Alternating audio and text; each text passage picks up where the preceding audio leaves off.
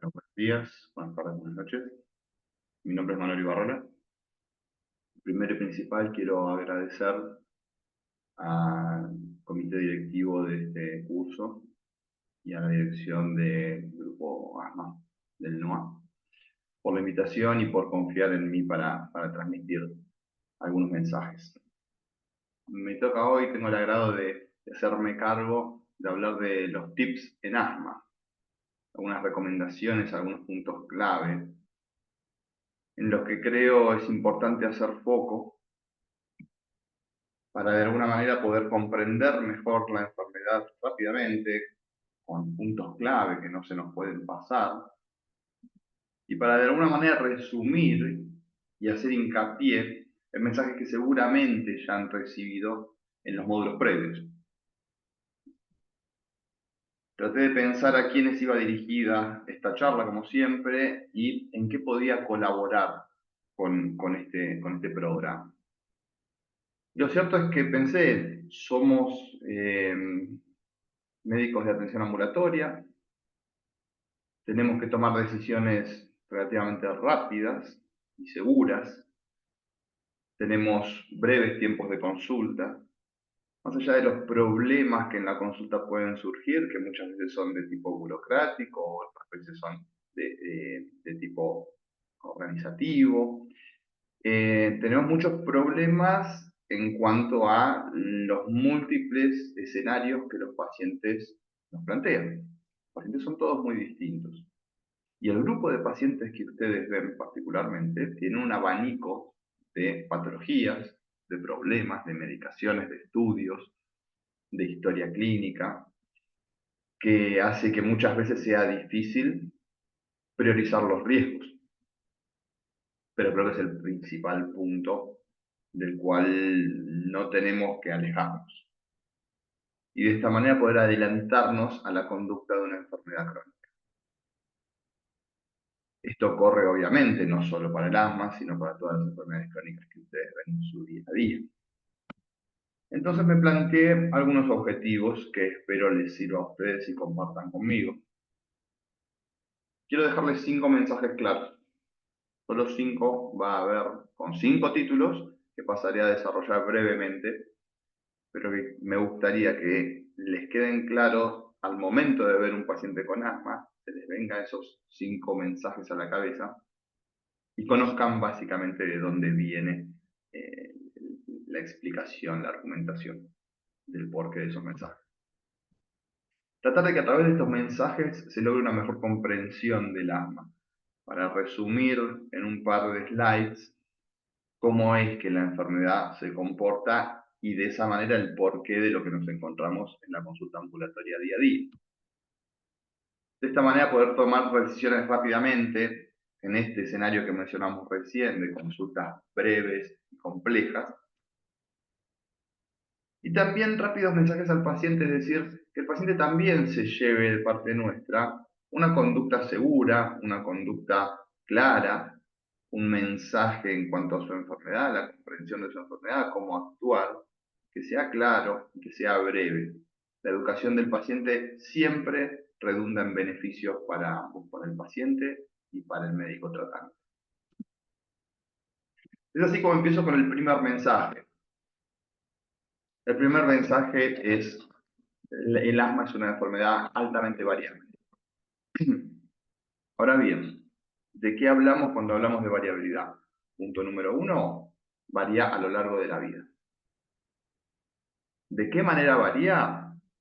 Si bien hay situaciones que predominan por sobre otras, no terminan de ser características como para apoyar nuestro diagnóstico o nuestras recomendaciones al paciente. Entonces, el primer punto es que al paciente le tenemos que decir que la enfermedad es variable. ¿Qué tan variable? Puede ser que empiece con síntomas en la infancia, mejore en la adolescencia, vuelva en la edad adulta y luego mejore.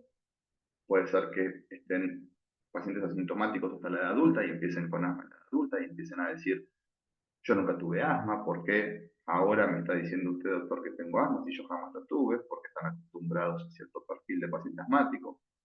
Puede ser que mejore, empeore no tanto, mejore no tanto, mejore mucho. etcétera, etcétera. Naturalmente este gráfico que muestro es aleatorio, pero el mensaje, justamente, es que tenemos que tener en mente que puede ser una enfermedad aleatoria. Si bien, por supuesto, hay algunos patrones predominantes, lo más común y lo que ustedes deben conocer es que sea de inicio en la infancia, generalmente asociado a un perfil de paciente alérgico, rínico crónico, con un perfil definido ya desde muy pequeño, con herencia familiar y un cuadro conocido. Pero no es la única posibilidad y el asma de edad adulta no solo existe, sino que no es infrecuente. El punto es que estos pacientes, cuando en algún punto de su vida mejoran, que es lo que suele suceder, ahí se abren muchas ramas. Entonces ahí los pacientes tienen mucha influencia de muchos factores que ahora voy a mencionar, que hacen que no sepamos bien cómo van a evolucionar. Y ese es el grupo de pacientes que por lo menos nosotros, yo como neumonólogo de adultos, tratamos.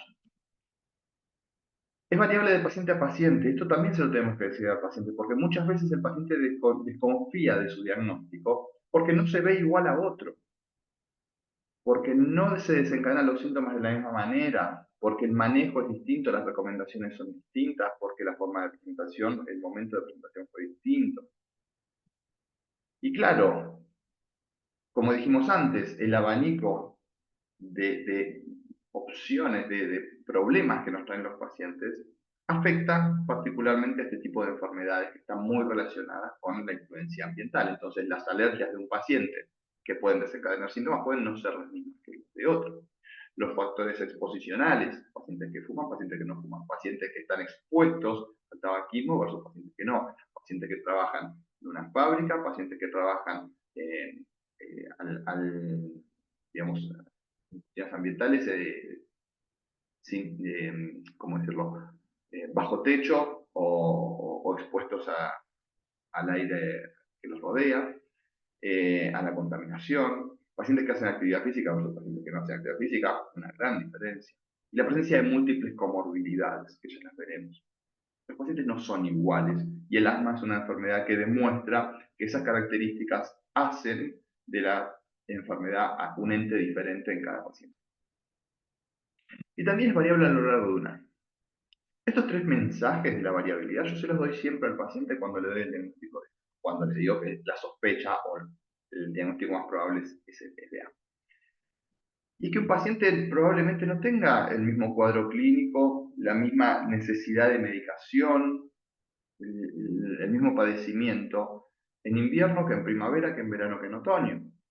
Volvemos a lo mismo, puede ser que sea una característica particular de ese paciente, en qué momento lo sufre, pero lo más probable es que no lo sufra igual durante todo el año. Y esto por ahí lo pueden ver, nosotros lo vemos bastante, en pacientes que migran a nuestro país, sobre todo a nuestra ciudad, aquí en Buenos Aires, tenemos mucha variabilidad climática. Pacientes que vienen de zonas tropicales o más estables climáticamente, no están acostumbrados a que su asma se comporte de manera distinta en distintas temporadas, pero al exponerse a mucho frío o a mucha humedad, notan fuertemente los síntomas y empiezan a tener requerimientos de medicación que antes no tenían. El segundo mensaje que quisiera transmitirles es que no tenemos una prueba diagnóstica fehaciente para definir si hay o no hay asma. No podemos pedirle un estudio al paciente para saber si tiene o no tiene asma, como es el caso de otras enfermedades.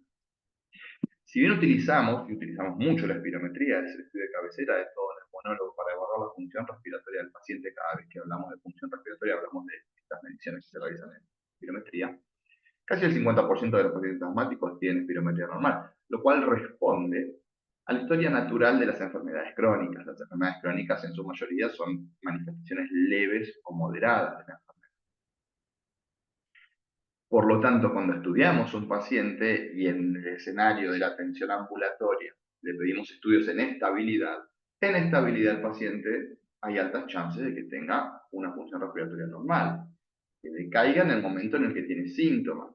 Entonces, ahí uno puede cotejar los resultados de pruebas de función pulmonar realizadas durante una crisis o durante un periodo sintomático del paciente versus las espirometrías realizadas en estabilidad. Entonces, si bien una espirometría, con el patrón que probablemente ya hayan leído, ya les hayan eh, mencionado y explicado, que es la obstrucción de la vía aérea con reversibilidad con la broncodilatación, es lo más característico y si está es altamente sugestivo de asma. Su ausencia, o sea, una espirometría normal, no descarta la enfermedad. Entonces, esto también es algo que tiene que saber el paciente, porque al momento de hacerse el estudio va a venir diciendo, bueno, yo tengo una espirometría normal, lo más probable es que no tenga. No es así, porque lo que hacemos nosotros es intentar hacer el trabajo de detective, como se hace en muchas enfermedades, y es sumar criterios. Pacientes que tienen episodios de broncoespasmo a repetición, y cuando digo broncoespasmo a repetición tratamos de hacer hincapié en la necesidad de que ese broncoespasmo haya sido eh, certificado por algún profesional, alguien haya ocultado al paciente y haya registrado la presencia de roncus o sibilancias. Si no es así, apuntamos a los síntomas del broncoespasmo, que ya saben, son 4: la falta de aire, la tos, las sibilancias y la sensación de opresión torácica. A su vez, que estos síntomas mejoren con broncodilatadores son altamente subjetivos de que los síntomas responden al espasmo. La historia familiar es importante. Habitualmente suele haber antecedentes familiares y esto facilita un poco el diálogo con el paciente porque ya conoce que alguien, madre, padre, abuelos, hijos, hermanos, tienen asma y saben de qué se trata. Y lo otro que es frecuente es la presencia de alergias, de rinitis, de pólipos nasales, rinosinusitis crónica, sinusitis de repetición. Y si bien a mí no me gusta poner la palabra, el término etcétera en presentaciones, lo cierto es que podría extenderme muchísimo en otras características que suelen tener los pacientes asmáticos, pero lo cierto es que quiero acotarme a mencionar las más frecuentes y las que son más sustanciales al momento de evaluar al paciente. No tenemos una prueba diagnóstica y la espirometría normal no descarta. El tercer punto, habitualmente el asma no viene solo. ¿Qué queremos decir con esto?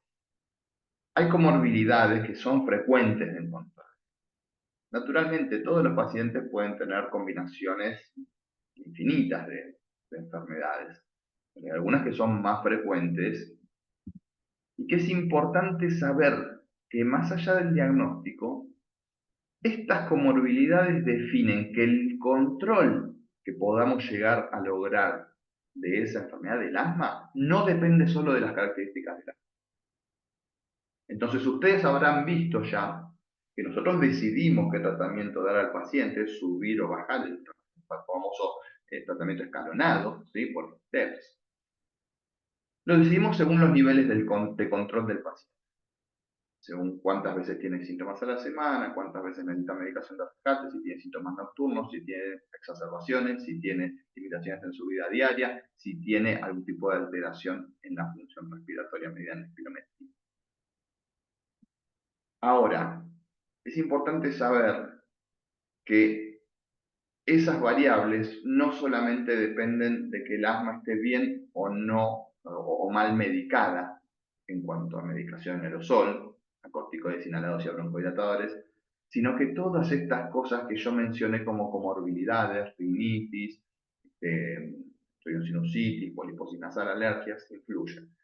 Algunas de las más frecuentes, pero no todas, son estas que menciono.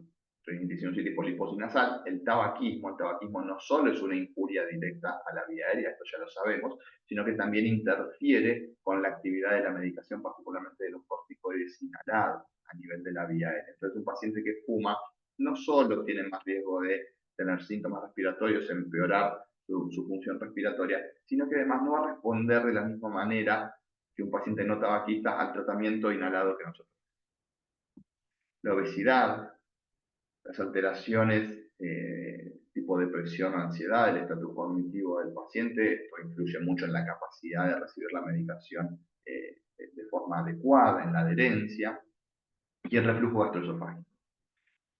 Algunos son no solo comorbilidades, sino también diagnósticos diferenciales. Es decir, puede ser que nosotros hayamos diagnosticado a un paciente con asma, le hayamos dicho que tiene asma, lo hayamos medicado, y por ahí la enfermedad era otra. Puede ser tanto la poliposis nasal, la rhinosinusitis crónica con poliposis nasal, como el reflujo gastroesofágico, son dos de los ejemplos. Hay otras enfermedades que pueden simular o incluso presentarse en un inicio como asma y luego completar el panorama definiéndose como una enfermedad distinta o más allá del asma. Ese es otro capítulo. Entonces el asma, tercer tip, no viene sola. Hay que buscar este tipo de alteraciones de enfermedades concomitantes. Y si no las encontramos, bien por el paciente, el manejo del asma va a ser mucho más sencillo. Cuarto tip, siempre corticoides inhalados. Mejor que el neumonólogo decida si en algún momento el paciente puede liberarse de los corticoides. Pero la regla general es siempre corticoides inhalados. No queremos ver más pacientes con salbutamol solo. Salbutamol a demanda, cosa del pasado. El salbutamol fue la primera droga desarrollada para este tipo de patología, y si bien cambió la historia del asma, ya tenemos que dejarlo atrás. El salbutamol tiene una duración de acción de aproximadamente 4 o 6 horas, con un inicio de acción de pocos minutos, de 3 a 5 minutos, con lo cual el alivio es significativo para el paciente, pero no para su vía aérea ni para la base de la enfermedad, que es la inflamación de la vía aérea. El salbutamol, como bien saben, relaja el músculo liso alrededor de la vía aérea, agrandando esa vía aérea. Pero como dice la ya famosa publicidad, sin inflamación no se va, el broncoespasmo vuelve. El broncoespasmo vuelve. ¿Sí? Lo que necesitamos resolver es la inflamación de la vía aérea, que es la base del problema. La broncoobstrucción, la broncoconstricción, el broncoespasmo es una respuesta a esa inflamación. Necesitamos resolver la inflamación. Budesonide, fluticasona, mometasona, para tener en la cabeza, son los corticoides inhalados más utilizados. Sobre eso se puede agregar medicación. Una vez que el paciente tiene budesonide, fluticasona, mometasona, puedo agregar otros medicamentos. Puedo agregarle, si quiero, salbutamol a demanda como rescate. Pero el paciente de alguna forma tiene que tener un corticoide inhalado. Y acá hay un punto, que es que hoy por hoy preferimos que el rescate, así el paciente solamente tenga medicación de rescate y no tenga ninguna medicación todos los días de forma preventiva o medicación controlada. Si solo utiliza el rescate, que también haya un corticoide inhalado. ¿Por qué se prefiere budesonide formoterol particularmente? Porque hay una formulación comercial que lo combina en un sol. Ahora, si el paciente puede recibir salbutamol y un corticoide inhalado en otro dispositivo, y nos aseguramos de que lo haga cada vez que necesita el rescate y recibe las dos cosas, que lo reciba. El motivo por el cual se prefiere budesonide formoterol es porque es una combinación fija en un solo aerosol, en la cual el formoterol es un broncodilatador de acción prolongada, pero de comienzo. No quiero profundizar en esto. El formoterol sirve de rescate como el salbutamol, dura más tiempo y tiene esta formulación agregada del corticoide inhalado. ¿Y a qué responde todo esto? Que nosotros nos hacemos la pregunta, año tras año, al día de hoy, si existe el paciente con Asperger.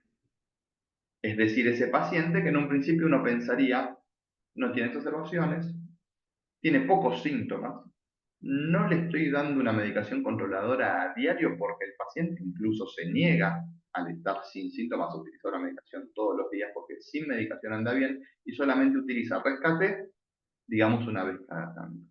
¿Sí? Cumple con todos los criterios de control sin estar con medicación controladora todos los días y tiene diagnóstico de asma.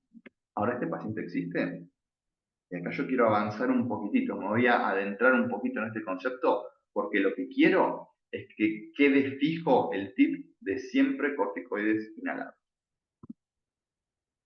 Y esto es lo que me profundizo. Estos son solo algunos de los trabajos que comparan medicamentos con corticoides inhalados como rescate, es decir, como medicación a demanda, versus salbutamol. Todos estos trabajos empiezan más o menos igual, que lo que dicen es esto, que es la prevención de las exacerbaciones severas de asma es un objetivo crucial para el manejo de esta enfermedad. Y acá hay un punto, que es que también hay trabajos que dicen que es el principal objetivo para el médico, pero no necesariamente para el paciente. El paciente quiere tener un día a día libre de síntomas, ¿sí? Por eso que nosotros queremos darle medicación preventiva y el paciente prefiere utilizar solamente medicación a rescate. Asociado a esto, los corticoides inhalados, dice ahí el texto, disminuyen el riesgo de exacerbaciones, pero la adherencia de los pacientes a este tipo de medicamentos con corticoides inhalados es baja, utilizando mucho los pacientes los beta-agonistas de acción rápida, salbutamol, como alivio. Tanto el bajo uso de corticoides inhalados como el sobreuso de beta-2 están asociados a mayor riesgo de exacerbaciones severas y muerte. No estamos hablando de una pequeña exacerbación de la que el paciente pueda salir fácilmente. Estamos hablando de exacerbaciones severas y muerte. Y en general, la conclusión de todos estos trabajos es que recibir una formulación que contenga corticoides inhalados como rescate da mejores resultados que recibir solamente salbutamol. Es decir, aunque el paciente no tenga un corticoide inhalado en su día a día, porque las guías así lo recomienden, por la conducta que tomó el médico, lo que sea, cuando necesita rescate y lo va a necesitar el paciente asmático, que ese rescate contenga un corticoide inhalado y no le demos salbutamol a demanda a estos pacientes. No puede existir más el paciente con salbutamol a demanda solo. Ese fue el mensaje número 4. Pasamos al quinto y último. Y el quinto y último agarra donde terminó el cuarto mensaje. ¿Existen asma leve? ¿A qué responde la pregunta? Bueno, otra vez, a los múltiples trabajos que hablan de el mito del asma leve, el peso de las exacerbaciones en asma leve, a que los pacientes que considerábamos asmáticos leves, por esta estabilidad en sus síntomas, bajo requerimiento de medicación de rescate, sin exacerbaciones, con buena función respiratoria, sin requerimiento de medicación de control, cuando se lo siguen en algún momento exacerban y pueden tener una exacerbación severa. Entonces díganme ustedes qué piensan de un paciente que en su futuro tiene una exacerbación severa en algún momento de su camino. Tenemos que evitarlas a todo costo. Los corticoides inhalados disminuyen el riesgo de exacerbación, es lo que dije en el tip número 4. Entonces, mi idea es que con estos 5 mensajes ustedes puedan resumir de alguna manera conceptos, tanto para ustedes mismos en la práctica diaria como para explicarles todo esto al paciente, porque de esta manera podemos lograr que el paciente responda mejor a las indicaciones. La adherencia a medicación inhalada es baja. Es baja no solo en nuestro país, es baja de forma transversal alrededor de todo el mundo. Ahí tienen mi mail de contacto, me pueden escribir, me pueden hacer cualquier tipo de consultas. Si están interesados en participar en este tipo de actividades relacionadas con las enfermedades obstructivas, son bienvenidos. Yo coordino el servicio de neumonología del Sanatorio Güemes en la ciudad de Buenos Aires. Soy médico de la unidad de urgencias en la orientación a enfermedades respiratorias del Hospital de Infecciosas Francisco Javier Muñiz de la Municipalidad de Buenos Aires. Y vengo coordinando la sección de enfermedades obstructivas de la Asociación Argentina de Medicina Respiratoria desde el año 2022. Con lo cual es para mí un placer tratar estos temas, poder intercambiar ideas y poder apoyar cualquier tipo de iniciativa y de inquietud que puedan tener con respecto al tema. Entonces, desde este lugar les agradezco a ustedes haberme escuchado y estoy a disposición para cualquier tipo de consulta. Hasta luego.